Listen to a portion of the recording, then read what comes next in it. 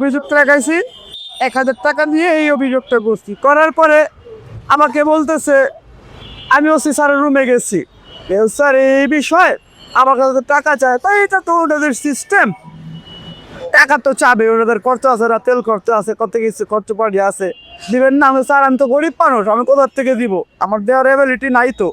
আপনার আমার বাইককে যে জায়গা থেকে ছিনতে হয়েছে ওই জায়গায় সিসিটিভি আছে, অনেক কিছু আছে, আপনারা ফুটেজ দেখলে আপনারা শনাক্ত করে বের করতে পারবেন। ওনারা না, ওনাদের আগে টাকা যাবে, এ পর্যন্ত আমাকে নিয়েও যাওয়া হয় নাই, আমাকে ফলো করা হয় নাই। কেন? আমাদের কি আইন নাই? আমাদের জন্য কোনো আইন নাই? টাকা যাদের আছে তাদের জন্যই আইন, আমাদের জন্য কোনো আইন নাই বলেন? টাকা দিতে পারিনি, এই জন্য আজকে পুলিশের সামনে আমার বাইকটা নিয়ে গেছে ছিনতাইকারী ধরে না, অথচ যে বাদী তার কাছে আগে টাকা চাইতেছে। এই পর্যন্ত একটা চিঠি হয় নাই, একটা কোনো কিছু হয় নাই, তো তদন্ত হয়নি এই বিষয়গুলো। তো সরকারের কাছে আমি বিনোদন অনুরোধ করব যে এগুলো জন্য উনি দেখে